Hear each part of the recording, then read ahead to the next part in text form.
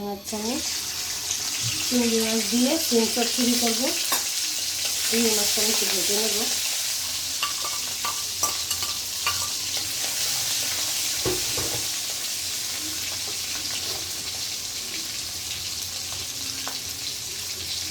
এবার হচ্ছে আমি পেঁয়াজ কুচি দিয়ে দেবো।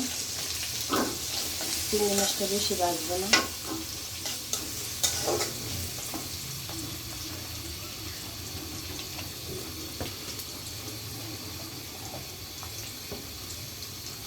এবার হচ্ছে আমি কাঁচামরিচ দিয়ে দেবো।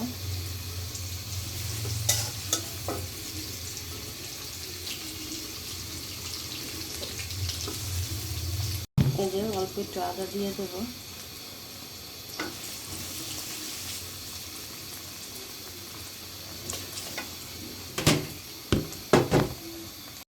এবার হচ্ছে আমি হলুদ গুঁড়ো দিয়ে দেবো পরিমাণ মতো।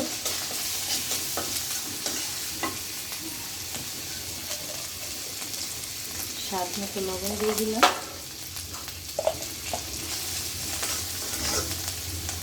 এই যে এবার হচ্ছে আমি সিমগুলো দিয়ে দেবো।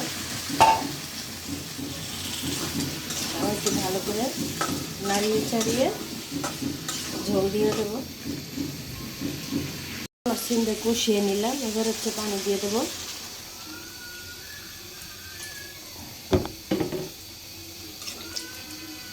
এবার হচ্ছে ঢাকা চাপা দিয়ে দেবো। এই যে এখানে আমার সিম চচ্চড়ি হয়ে গেছে। এই যে আমি নামিয়ে নেব।